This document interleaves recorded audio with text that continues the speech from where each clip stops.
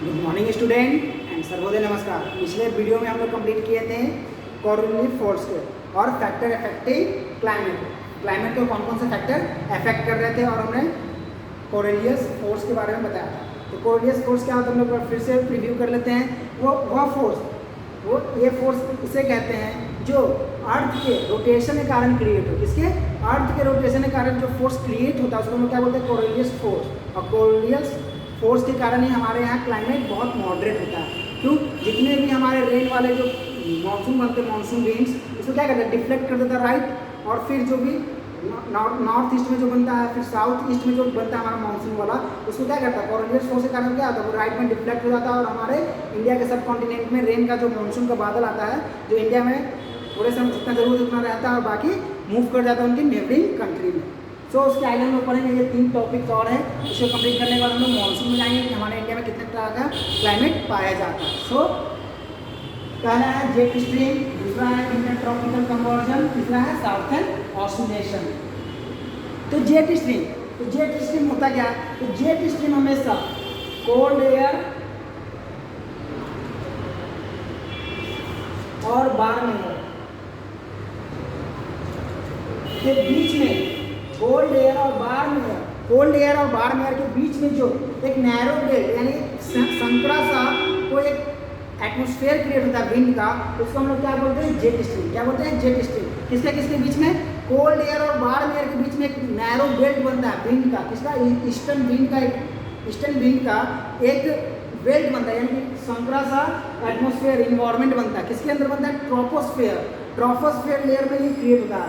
Jet stream कहाँ पे create होता है? ट्रोपोस्फेयर के अंदर। किसके बीच में? कोल्ड एयर और हॉट एयर, वार्म एयर के बीच में जो एयर क्रिएट किया जाता है, जो स्ट्रीम क्रिएट होता है एयर का फ्लो का, नैरो, छोटा ज़्यादा बड़ा नहीं होता है, एक नैरो बेल्ट क्रिएट करता है hot air, jet stream create होता है। इसको हम लोग क्या बोलते हैं? Jet stream. क्या बोलते हैं? Jet stream. The stream created between, simple word में, ज़्यादा टफ नहीं, द स्ट्रीम क्रिएटेड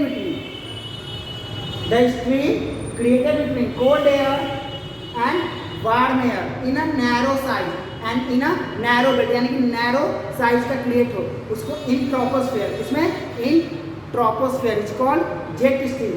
मैक्सिमम ये किस रेंज में लाई करता है आपका? 27 डिग्री से लेके 30 डिग्री तक नॉर्थ में, इसमें नॉर्थ लैटिट्यूड,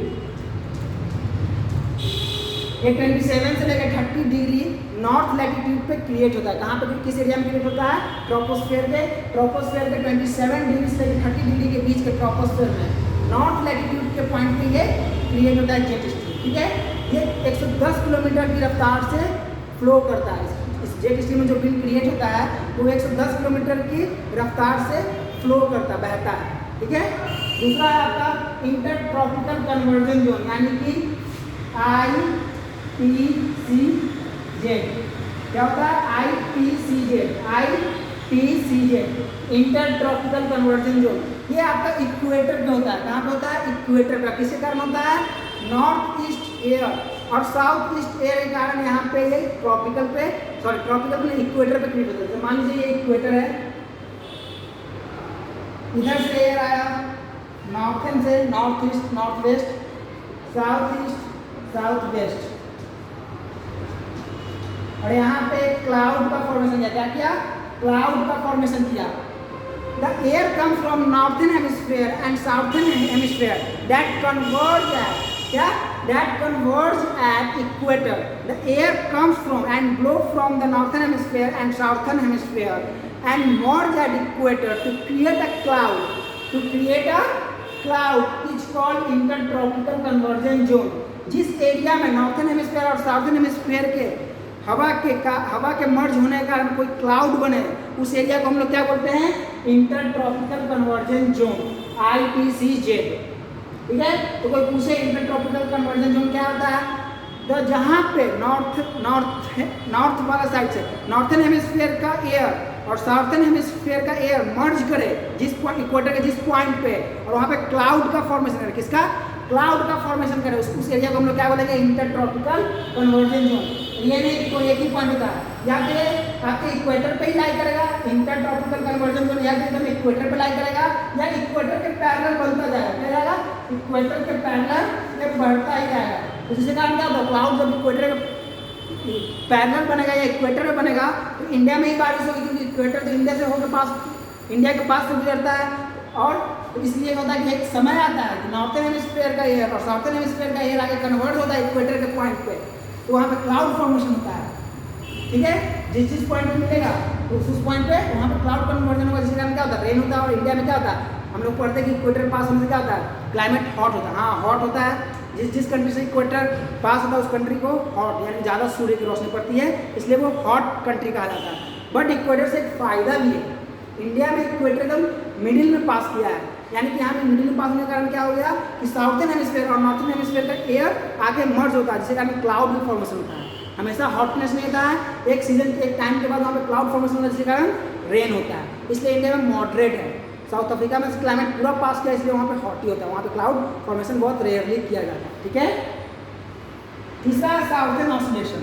तो साउथर्न ऑसिलेशन होता क्या, देखिए जब पैसिफिक ओशन, मान लीजिए पैसिफिक ओशन में हाई प्रेशर, साउथ ईस्ट हवा के कारण वहाँ पे हाई प्रेशर एयर क्रिएट हुआ, जोन क्रिएट हुआ। तो जब पैसिफिक ओशन में साउथ ईस्ट एयर के कारण हाई प्रेशर जोन क्रिएट होता है, तो उसी समय इंडियन ओशियन में, कहाँ पे, भारतीय महासागर में, इंडियन ओशियन में low pressure south east air के कारण क्रिएट किया जाता है। बट कुछ समय से देखा गया है कि ये जो कन्वर्जन है रिवर्स हो गया। क्या हो गया, रिवर्स हो गया। यानी कि यहाँ पे हाई प्रेशर क्रिएट हो रहा है इंडियन ओशन में और पैसिफिक ओशन में लो प्रेशर क्रिएट हो रहा है, जिसके कारण जो ये चेंजेस हो, जो पीरियड का टाइम लगा चेंज होने में, क्या होने में कि यहाँ पे हाई प्रेशर है पैसिफिक में, यहाँ लो प्रेशर है, और फिर यहाँ हाई वहाँ लो होगा। मान लीजिए पैसिफिक ओशन, ये इंडियन ओशन है, यहाँ पे क्या हो रहा है, हाई प्रेशर, यहाँ पे लो प्रेशर।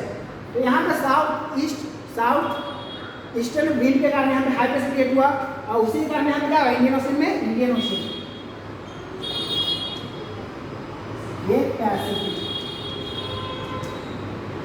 ठीक है, तो जिस विंड के कारण यहाँ पे हाई प्रेशर क्रिएट हुआ, यहाँ पे लो प्रेशर क्रिएट हुआ, ये क्या हुआ, कुछ समय के साथ क्लाइमेट चेंज होने के कारण, एक ग्लोबल वार्मिंग है, क्लाइमेट चेंजिंग, इन्वायरमेंट चेंजिंग के प्रॉब्लम के कारण ये प्रोसेस रिवर्स हो गया। क्या हो गया, ये प्रोसेस रिवर्स हो गया। जो पहले ऐसा होता था हाई लो, अब उल्टा हो गया, यहाँ पे हाई और यहाँ पे लो होने लगा, इंडियन ओशन में हाई और पैसिफिक ओशन में लो। इसी फेनोमेना को और इसी पीरियड को हम लोग क्या बोलते हैं, साउथर्न ऑसिलेशन। जिसके कारण क्या होता है, आपका क्लाइमेट चेंज हो जाता है। जिसके कारण क्या हो गया, क्लाइमेट चेंज हो गया। पहले क्या था, इंडिया में एक नॉर्मल क्लाइमेट चेंज होने लगा, होता था कि हर तरह का मौसम हर एक इक्वल समय पर क्लियर रहता था। बट अब इंडियन ओशन में क्या हो रहा है, हाई प्रेशर हो रहा है और लो प्रेशर यहाँ पर क्रिएट हो रहा है पैसिफिक ओशन में। तो आपको पता ही है कि एयर किधर मूव करता है, हाई से लो किधर मूव करता है, हाई टू लो। तो यहाँ से जो क्लाइमेट है वो मूव करता है, हाई टू, यहाँ पे हाई हो गया, यहाँ पे लो है, तो क्या करेगा, यहाँ से मानसून अभी ज़्यादा ना रह के ज़्यादा पैसिफिक ओशन की ओर मूव कर जाता है। इसलिए इंडिया पे आप देख रहे हैं कि बारिश अब थोड़ा कम होती है और सुखाड़ ज़्यादा पड़ता है। बट अभी लॉकडाउन के कारण क्या हुआ, नेचर अपने आप को वापस बिल्ड किया, पॉल्यूशन कम हुआ, तो इन्वायरमेंट फिर से पुराने वाले इन्वायरमेंट में हमारा कंट्री में हमारे कंट्री में आ गया है। लेकिन इस साल बहुत बारिश हुई, क्यों हुई है, क्योंकि लॉकडाउन होने के कारण यहाँ पे पॉल्यूशन बहुत कम हुआ इंडिया में, जिसके कारण यहाँ पे मानसून पूरे साल रही है इस बार। ठीक है, बारिश पूरे साल हुई है।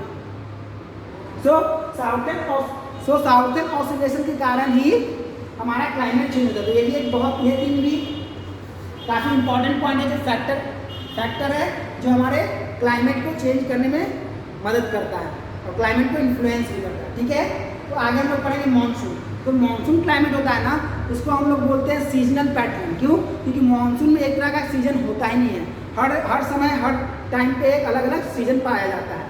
जैसे इंडिया क्लाइमेट क्या है, मानसून। स्टार्टिंग में बताया था कि हमारे जैसा क्लाइमेट कैसा है, मानसून टाइप है। तो मानसून टाइप में क्लाइमेट क्या होता है, टाइम टू टाइम आपका सीजन चेंज होता है, वहाँ पे अलग अलग सीजन का पैटर्न क्रिएट होता है।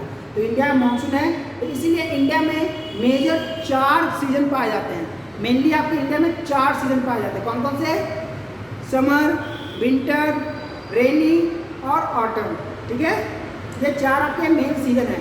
ठीक है, आपके बुक में क्या है, हॉट सीजन यानी कि समर सीजन, कोल्ड सीजन यानी कि विंटर सीजन, रेन सीजन यानी कि रेनी सीजन, रेन ज़्यादा होगा। और तीसरा है आपका इंटर रेन। यानी कि इंटर एंड बीच वाला, मध्य रेन और गर्मी के बीच वाला सीजन। तो उसके बारे में हम लोग अगले क्लास में जब भी मेरा नेक्स्ट वीडियो होगा उसमें हम लोग सीजन पैटर्न के बारे में पढ़ेंगे और हमारे इंडिया में जितने मेन सीजन पाए जाते हैं उसके बारे में हम लोग एक्सप्लेन करेंगे। आज की क्लास हम लोग यहीं पे खत्म करते हैं। मैं फिर से बच्चों से अनुरोध करता हूँ कि घर में रहें, सुरक्षित रहें। धन्यवाद।